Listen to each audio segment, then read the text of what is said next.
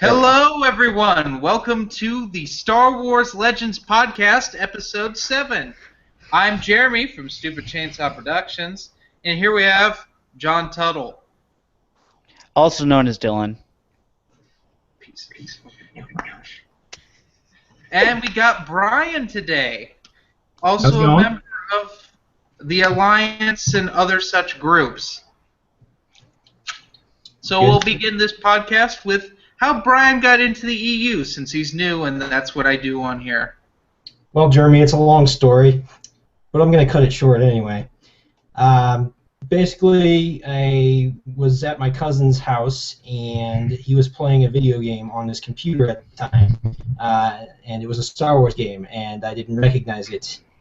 It was Dark Forces, and that was basically my initial introduction to it, which led me to go to the library and check out to see if there were any books.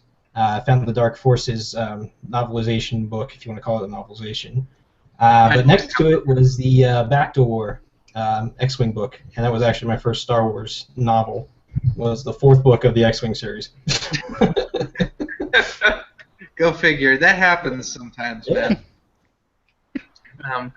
Well, it's good to have you. We got Lacey in the background, her introduction to this channel. Actually turned around. I am shocked. I know, she's actually coming to see me.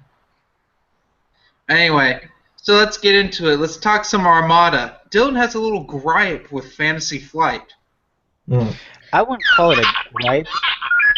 So does my phone. That was amazingly timed, by the way. Yes, man. Yes, Lord likes his timing. I wouldn't say gripe, more of I'm disappointed in this current wave.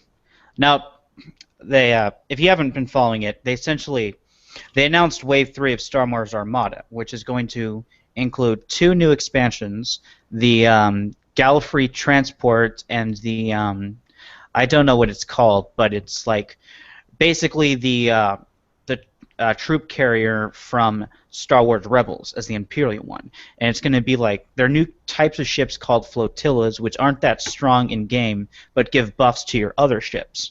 And it's starting up this new concept in the game of, you don't just have warships, you have ships giving your other ships buffs you have to protect, which I do like that aspect of the game. And I don't like the fact that stuff from the new canon is ending up in Armada. I knew this would happen eventually, and honestly, I'm just not going to buy that set anyway, so doesn't take me off this. I maintain your best option in this is going to be buying 2 of the Gallifrey Transport sets. That way I'm already going to buy 2. See? Well, okay, fine. You've already got yourself covered there. Maybe you just buy a 3rd one then. Jeez, I don't know. Problem. Go on, My Dylan. major problem with, if you're on Star Wars Reviewers, you've probably seen this post already, was the fact that all we're getting in this wave is 2 ships. And this is coming off of Wave 1 when we got 5 ships, 3 which were included in the core game, and 2 additional ships. Wave 2, we got 5 ships and 2 squadron packs. Wave 2, we also get 4 ships and 1 squadron pack. 2 of the ships being of a new size class, which evolved the game further, but also giving us some of the ships the old size class to expand on the game mechanics which are already in play, as well as another squadron pack which gives both more roles to the squadrons and gives more options to the roles which already exist. Right. So adding in the new elements to the game while adding more of the old elements. Well, in Wave 3, it seems like all we're getting is new elements, but we're not getting anything to add to the old. And this wave is really bare bones. I'm actually disappointed in Fantasy. As much as I hate to say it, I'm really disappointed. I think they dropped the ball on this wave. Yeah. I wish there was more. And I know there can be more, because if you look at Armada's sister game, X-Wing, I mean, they're on their 10th expansion right now, and they have so many starfighters that they've already made they already have models for. They already have stats for. They've already shown that they take basically the X-Wing stats and just apply them for Armada. They can do this. I know they have it in them, but we're just not seeing enough of it. And that's what upsets me the most. But yeah, that's my first impressions of Wave 3 of Armada. Yeah. Yeah, I didn't realize it was only those two things being added into that wave. That seems a little bit spare bones. You're right about that. It's almost like they're just being really, really, really lazy, and they're only focusing on X-Wing, because X-Wing's got a ton of stuff right now. X-Wing really capitalized on Force Awakens, like to the point where the core game actually changed. It's now only Force Awakens ships. Well, no, it's not. It's not changed. They updated it, so there's new rules. There's new rules and new components to X-Wing, which you can only get in the Force Awakens new core set with the Force Awakens ships. The old games are still compatible with X-Wing, but there are new rules involved to make the Force Awakens ships work. It's kind of it's interesting, but yeah, you can use the old Expanded Universe sets with the Force Awakens sets.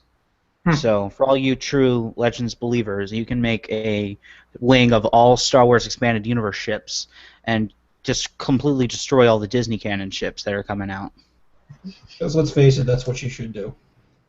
Well, Right. segueing into new canon pilots, let's talk about the new Marvel series that comes out on Wednesday. Poe Dameron's getting his own series. It's actually happening. Whether this is going to actually continue to be an ongoing, like Kanan, the Last Padawan, or it's going to go the 5-issue mini route that almost all of the Star Wars series have gone because they don't do well, it remains to be seen. But the pre-orders for this are out there. It's crazy. This is probably the most successful comic pre-order they've had in a long while. At least since Star Wars 1, with all 600 variant copies covers that they had. So I'm going to be picking this up. I'm going to see if this is actually worth your time and So money. why do you think it is that it's so much more popular than the rest of their stuff they come out with recently? Because people are sick of Rebellion era stuff. So it's They're something from this sick new of it. era that they've been building up so long, and nothing else really has been. Is that what you're saying?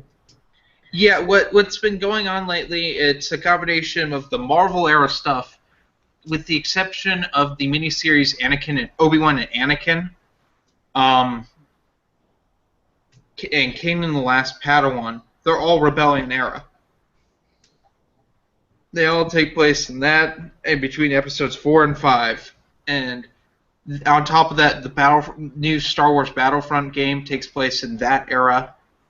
And Makes me wonder if this doesn't bode well for the upcoming movie release that Disney has, since that's also going to be technically Rebellion era. That's not necessarily something people are I interested think it's just in. people want to know how we. I mean, we had last year the quote-unquote Road to Force Awakens, which just turned out to be Journey. more. Yeah, the Journey to the Force Awakens, which just happened to be like. I mean, we got Aftermath, which was a little bit after Return of the Jedi, and from what you said, kind of sets it up. Of course, the trilogy isn't out yet, so we don't know where that's going. But and a bunch of other stuff that doesn't really Four build young from. adult novels out of that don't really explain anything. Hmm.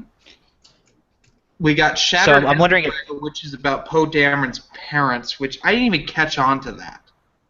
Because their names are mentioned once in issue 1. And then never mentioned again by the last names.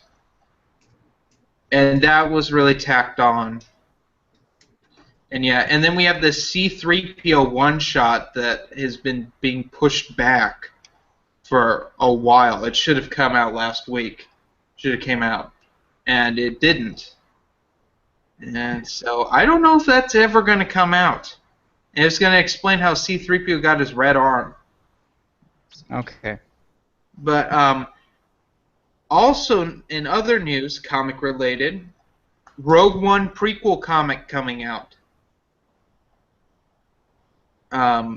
Nothing else on it. It's coming out in the fall. Okay.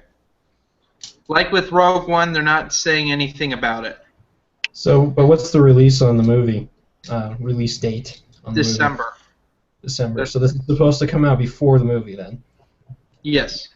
Do you think they'll delay the novelization again, like they did with Force I don't even know if Awakens? there'll be a novelization. Really? It would seem like That a was waste of money to me. I don't think they think this is going to be a good movie. I think they think this is a dud, and that's why we haven't gotten any marketing for it at all. That, or they're letting the market settle down a little bit because they did oversaturate everything, basically, leading up into the Force Awakens. It was everywhere, so maybe people are just needing a break from Star Wars for a bit. Yeah. right. I And mean, in let's- the old the classic days, we had 3 years between each movie. Now we have a movie a year. People are gonna be fucking sick of it. Also, in new canon news, Del Rey announced that there's going to be an Ahsoka novel post Clone Wars, but pre Rebels. That's so disgusting.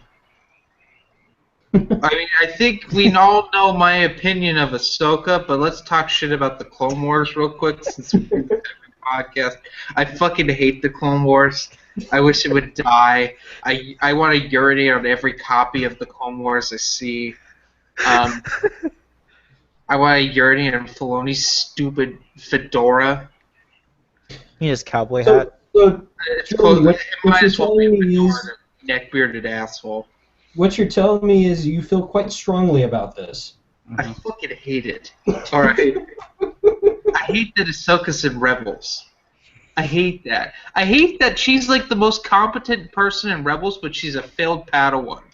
Why is it that their characters are so fucking competent, but they you are only watch Rebels? Padawans?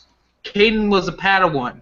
Ahsoka was a Padawan that was snarky and stupid and was not funny ever. You watched Rebels, by the way?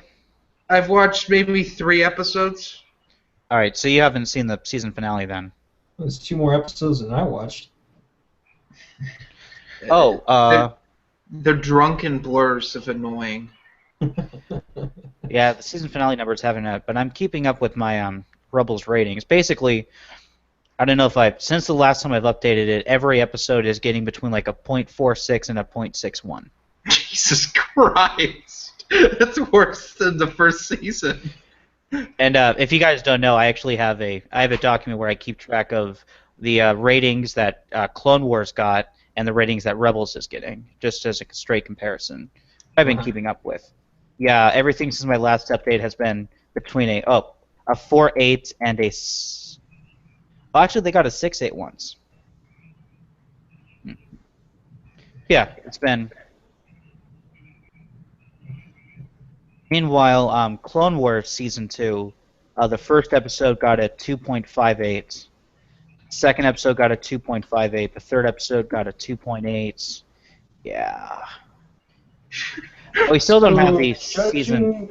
So judging by how Jeremy feels about the Clone Wars, and comparatively speaking on the ratings, I don't even want to know what he thinks about Rebels if you were to watch Rebels more than 3 I episodes. can't watch it sober. You can't, okay, so you can't even watch it sober. Okay, that's a At good least start. the Clone Wars I could suffer through it sober. Rebels I can't because the animation is worse. I didn't think that was possible. The animation, Stormtroopers, stylized? it's like they're all Gumbies. Not talking shit about Gumby, but I mean, they all move like Gumby. Even the Stormtroopers that shouldn't move like Gumby move like Gumby. The human body does not work that way. They wibble and they wobble and they bend, and they have space diapers. I mean, the They list say goes true on. that. True dat. Bigots.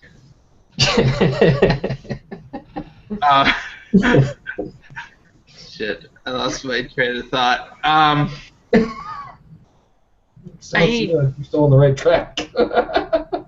There was one part of I don't even know. I think it was either the beginning of season 2 or end of season 1. Vader shows up and he beats up everyone, and I was fine with that. Although Vader looked like the Ralph McQuarrie concept art. Which Why? they seem to really fallen in love with, at Disney.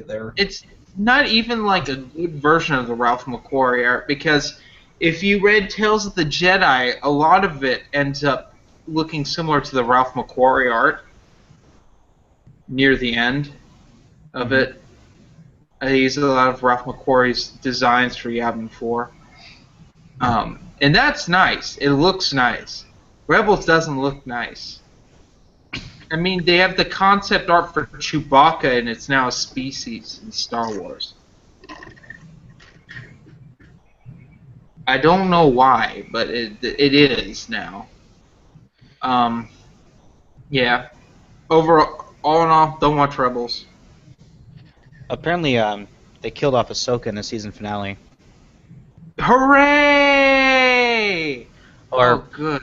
it's not really. It's speculating. Basically, I actually saw the scene, but like I'm gonna have to it's watch Ahsoka it. versus Vader, and like Ahsoka force pushes Urza out, and like the chamber closes, and they fly away, and the chamber they're in explodes, and that's Ahsoka's death. It probably isn't. It probably isn't, but people are I like. doubt he would kill her. No, he'll kill her. And there's people. There's one camp people saying that she's dead. There's another camp that's saying they're just gonna Darth Maul her, and like, and then she's gonna be back later. With robot legs. Maybe she'll have Right. robot hair. She was a Twi'lek. Would she have robot Leku? Yeah. Right there. Wait, what are the things on the Grutons called again? What are those called? I don't know.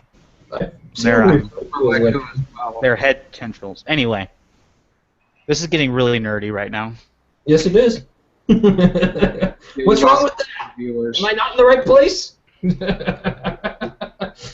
Oh God! So do we segue into what we're reading? I think we should segue into this first. Oh, that's right! Oh God, damn! It's finally here. So, our good buddy Dennis has officially gotten a printing of Heart of the Jedi out. Not just in paperback, but in hardcover as well. He's been working on this for a while, and people just keep on, shitting on his parade on Lulu. So there was original link. There was original link up that he shared, and then it got taken down. So we now have subsequent links, but we're not sure how long they're going to last. So get them while they're hot. And also, in case you were wondering, he did take the time to add in Heart of the Jedi within the timeline. Wait, where is it? There it is. And that will be, once I get that, I'm going to be reviewing that next. I'll look forward to that. And then, for those of you who don't know, Heart of the Jedi was an unpublished Bantam novel, which was supposed to be essentially Truce of Bakura, or not Truce of Bakura, but like the first story after Return of the Jedi. It was supposed to be Bakura, but Kathy It was supposed to be. had a better relationship with the editor than Kenneth C. Flint did. And they basically forgot about him until like he emailed like hey what, or sent him like hey what's going on. They're like, oh, we're not doing the book. And he sat on it for years until Joe Bongiorno at StarWarsTimeline.net got a hold of it, and he's edited it. He's edited it to fit into the continuity, the Legends continuity, expanded universe continuity. So this fits perfectly within the timeline, or so I've heard. I haven't actually read it yet, but everyone who's read it says it fits. I'm excited. Yeah, I really am excited. I got a hardcover, just to let you guys know, of course. Right, I mean, just look at this cover. I mean, doesn't it speak to you? Yeah. Look, I can even make a note. Oh my God, Dave Filoni's creaming his pants right now. So let's segue into what we're reading. Well, hopefully nothing about that. Let's start with Brian. What are you reading? I am in the middle of my reread of the New Jedi Order series. I think I'm approaching. When did I just finish? Agents of Chaos 2. So I'm approaching. What's the next story in the series? Balance Point. Balance Point. Yeah, I'm approaching Balance Point on that one then. Speaking of Kathy Tires. It's been a while since I actually read the New Jedi Order because I read it as they were released originally. That was my junior high through high school senior year. The last book was released in my senior year. So it was quite the ride for me. It didn't feel like 19 books at the time. It was always, okay, when's the next book coming out? Give me the next book. I need to know what's happening next. So it's been kind of interesting doing a reread. I've actually had to take breaks in between them. One of my next break books in between these New Jedi Order books is actually going to be the Darth Plagueis book because I haven't read it yet. It's still sitting on my nightstand, and I got it. And if you don't know, that's actually Jeremy's least favorite book. That's like the Crystal Star of Matt Wilson's Crystal Star. Everybody I know loved that book, though. So I don't know. I got to give it a fair chance. Warroom for president. He'll make Make EU the great. galaxy great again. Right? He's gonna build a wall around Disneyland, and he's gonna make Bob Iger pay for it. Look, great at making Just deals. gained a viewer. He is great at making deals, and those are deals that he's not gonna alter any further.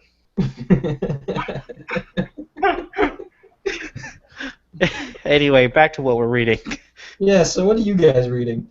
Dylan, what you reading? Because you're the one who reads the most, actually, out of all of us of the EU. Well, it's not really what I'm reading. I just finished Legacy of the Force Bloodlines, so I'll be starting up Legacy of the Force Tempest tomorrow. Oh, dude. So Dylan, as soon as he finished Betrayal, he calls me up and he's like, Jeremy, how'd you read this without reading any other EU? I'm like, it was difficult, so I read Vector Prime, and then it was further. That's like being like, hey, I'm just gonna watch The Deathly Hallows Part 1. I'm not even gonna watch any or read any of their Harry Potter books, but I should be good, right? No? Okay. Actually, I'm just gonna start with Return of the King. Yeah, I'll be fine. Story. My grandfather, not the one that just passed away, my grandmother's her current husband, he went with us to see Harry Potter and the Goblet of Fire, not knowing what Harry Potter even was. And he hated it, and he's not watched one ever since. Well, I guess that happens if you jump in the middle of the action. So what are you reading, Jeremy? Oh, geez. I'm kind of not reading anything EU. I started Luke Skywalker and the Shadow of Mindor, and I don't like it at all. I talked about this on Tuesday Treadmill Talks. I just can't get into it because Matthew Stover writes the most convoluted space battles imaginable and takes a whole page to explain what a TIE advance is when you could just explain it in one paragraph. He's so freaking wordy that I don't like reading it.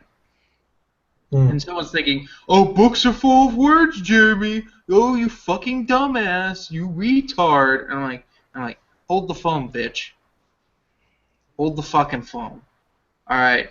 It's just so hard to get into.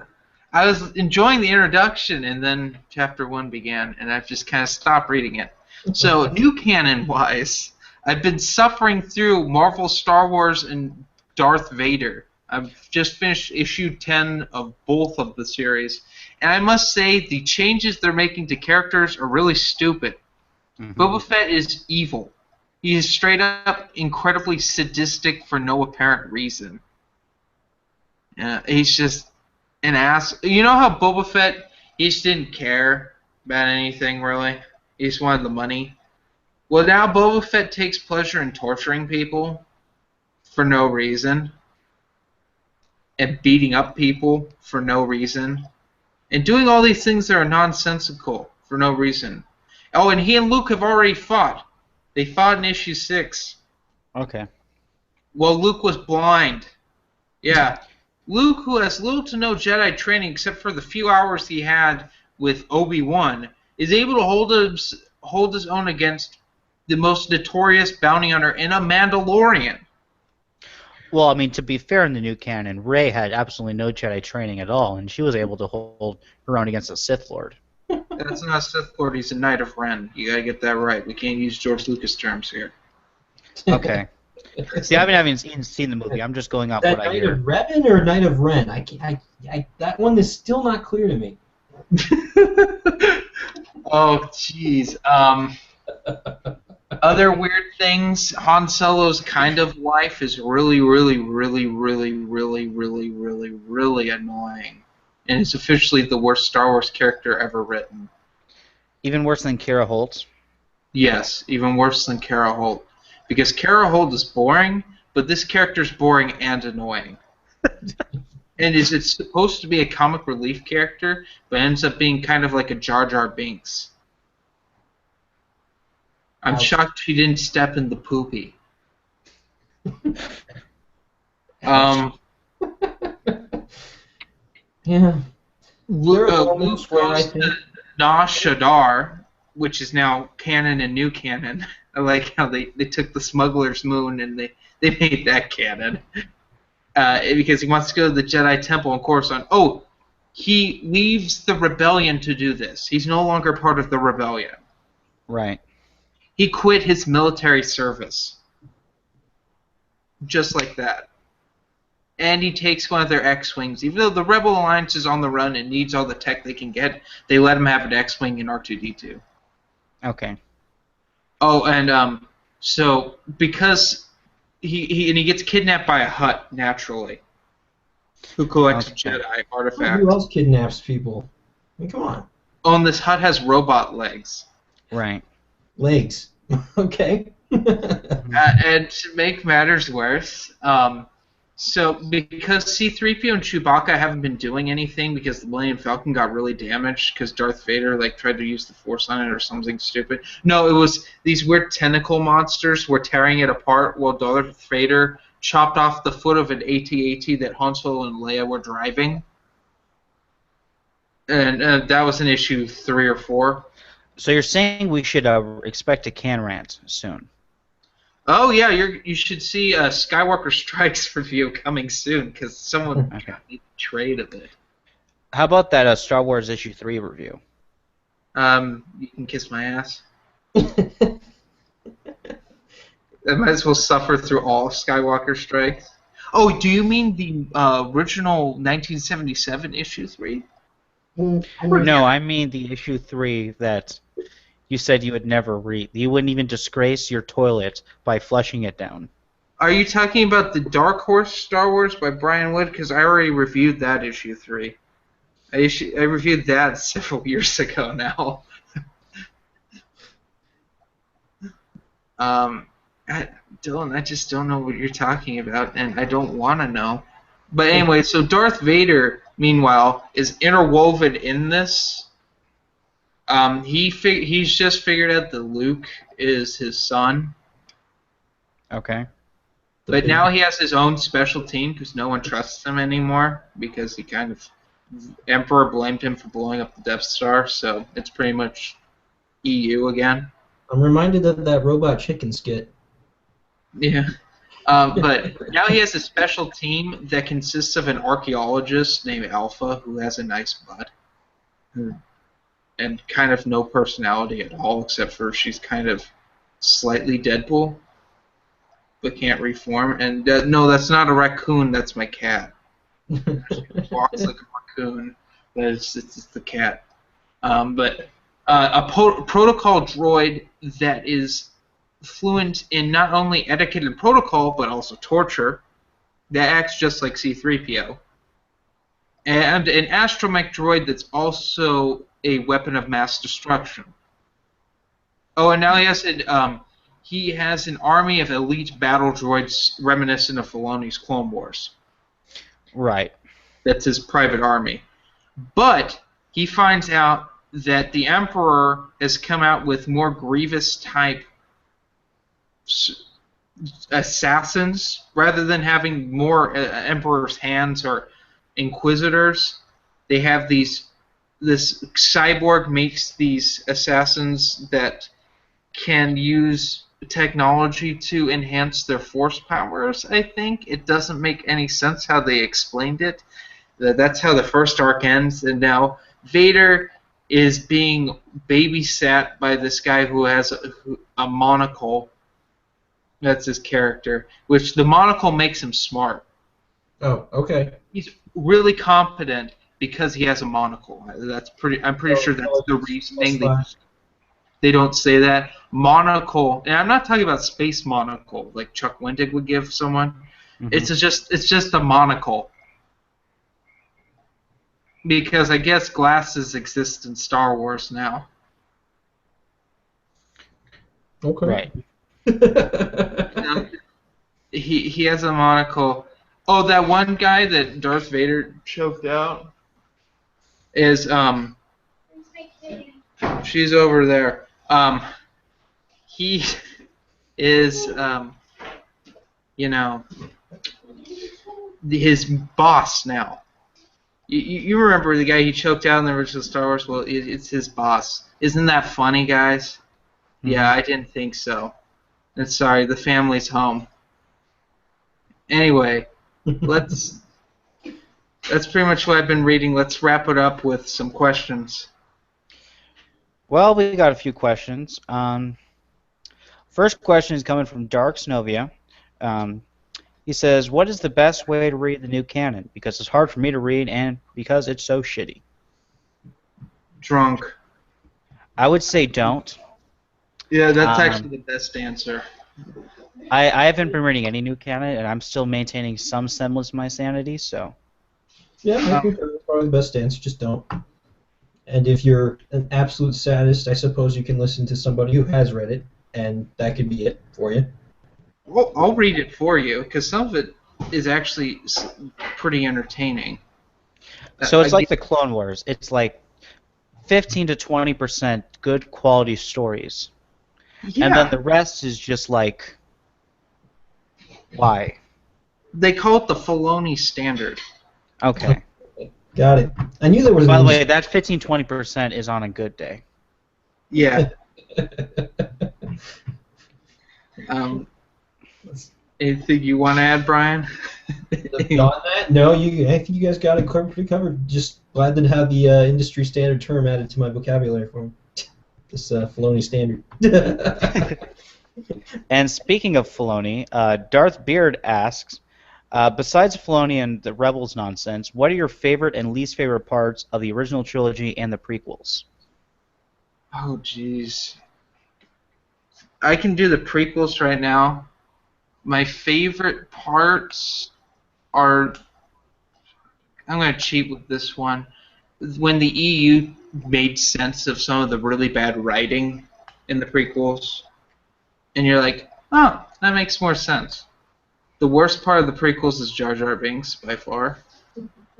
And a lot of poor little Jake Lloyd's dialogue in episode 1. Yeah. Original trilogy, the best parts are pretty much all of it.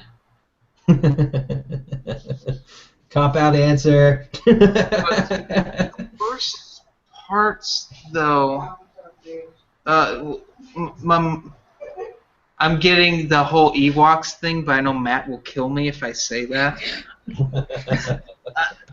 No, actually, I want to see the special editions and the unnecessary changes, but also the weird continuity errors that you see when you see it 20 times, like, oh, there's a bush there and now there's not a bush.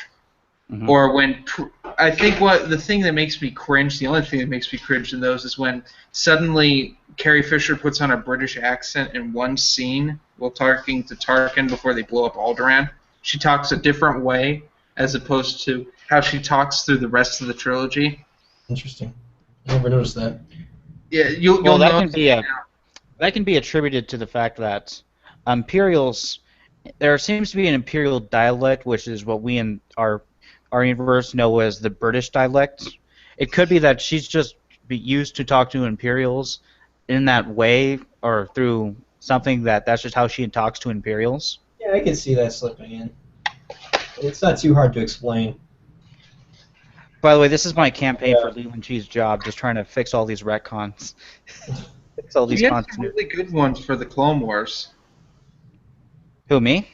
Yeah, you came up with some good ones. Even though Fantasy Flight technically retconned the whole thing. Anyway, my least favorite parts for both are easy.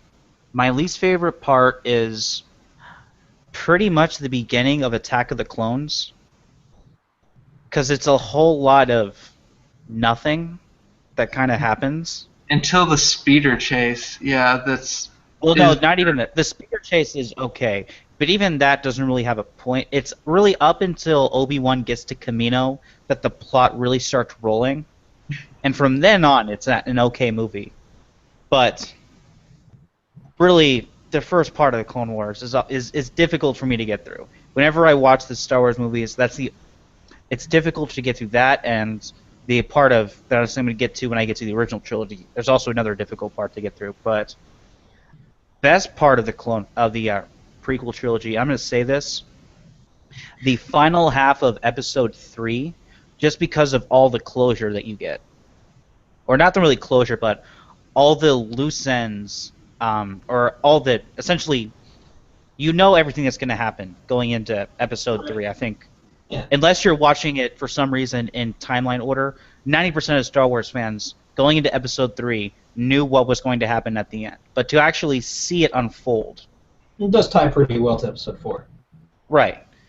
It's a very rewarding the first time you see it. Mm-hmm. And that was one of my favorite parts of the prequels. Now, going to the original trilogy, again, my least favorite part was the middle portion of Return of the Jedi, from about after the planning stage, the Endor battle, to when the battle begins. Because again, it's a whole lot of nothing. Not really much happens. It's just that drives the. It's just like, okay, there's this big battle coming, and let's just do nothing for like 40 minutes until we get to the battle. Captured by the Ewoks and all that. Yeah, it's. I get why it's there, and I do enjoy it, but in the whole grand scheme of things, not much really happens that's important. And I can't think of in the original trilogy an extended period of time that exists. You got to move pieces into place for the ending. Right. That's really right, but it's maneuvering all the pieces into place. Right, but I just felt like you could have done all that in a shorter period of time. Probably. And the best part would have to be the Battle of Yavin, just because that's. I mean, it's such an iconic scene in not only Star Wars but in really film in general. Mm-hmm. And yeah, I can get that. They won an Oscar for that. They won several Oscars. I think they won 8 or 9. They got nominated for 8 or 9. I think they only won. They won a few. Yeah, they won a lot. They didn't win Best Picture, and they didn't win Best Picture. But they won a bunch of others. So it was least favorite and favorite parts for each trilogy, correct? Mm-hmm. Mm-hmm. All right, so original trilogy. Actually, let's just go prequel. Prequel trilogy least favorite thing would be Episode 2, specifically the romance writing was forced, not done well. You could have done so much better. You mean you didn't like the sand metaphor? No. None of that was done well. I've seen some very bad anime that's been done better than that in their plot lines. But favorite part for the prequel trilogy would be the lightsaber choreography. For the most part, was pretty great. Entertaining to watch, high energy. Kind of conveyed the feel of the Jedi Order as it was supposed to be in its prime, versus the Sith as they're coming out of their long hidden stage. For the original trilogy, least favorite is not. I really don't have like a real least favorite portion for the original trilogy. There are some changes that they did in the special editions and the later editions that I didn't like too much, but not one in particular that really kills anything to me. Favorite It would definitely be the. I love the space battle in Episode 6. It's what made it my favorite of all the movies. Was the space battle in Episode 6. Yeah, I love that too. All the characters and how they're interacting, and I just think it was done pretty well. All right. And then the final question we have is from the Geeks Addict. He asks, can we no longer discuss Crystal Star? It makes my blood pressure rise. I gotta come out and say that's just not possible because Waru for president. Yeah. Right. You already heard our pitch for Waru. Mm-hmm. And just a tease here, but we're actually going to do our next podcast. We're going to do a 5-hour straight Waru Fest. We're just going to talk all about Waru and we're going to be how great he is. Crystal Star at least twice. Right. In fact, we're actually going to just do. We're just going to do a live. We're just going to do a live reading of it. In fact, we're going to go over all the highlights. You know, all 6 of them.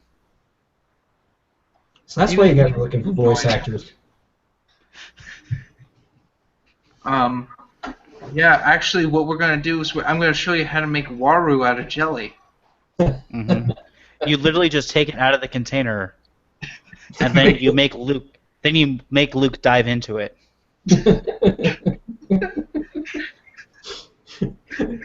I can't even remember why he dived into it. Oh yeah, it was to like save someone that got eaten by it or something. And then like there was an end, and then there was like an end that was sucking in too, and he didn't want to go. He was trying to fight, but like save the person or whatever. Man, just like Planet of Twilight. I read that book. I just don't remember anything about it. I read so long ago. I don't either. Oh. Is that it? Are we done now?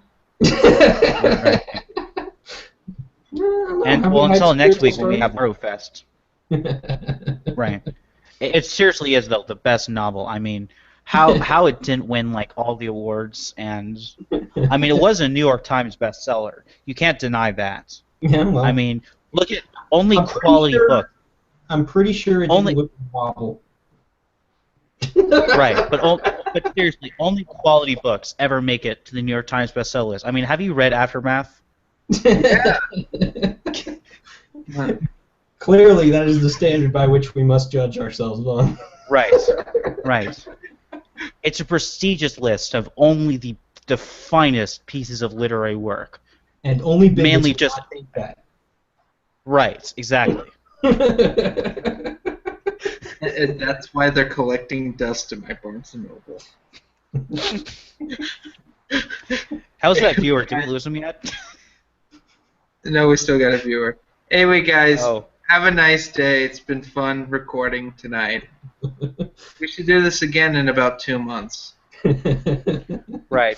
These are almost coming out as infrequently as Minox Nest. And none of us are in the military. Oh, spoilers. Tristan's gone. I'm sorry. But, Brian, it was nice to have you. Hopefully we have Bill on. Unfortunately, Bill couldn't make it because his computer is actually worse than mine.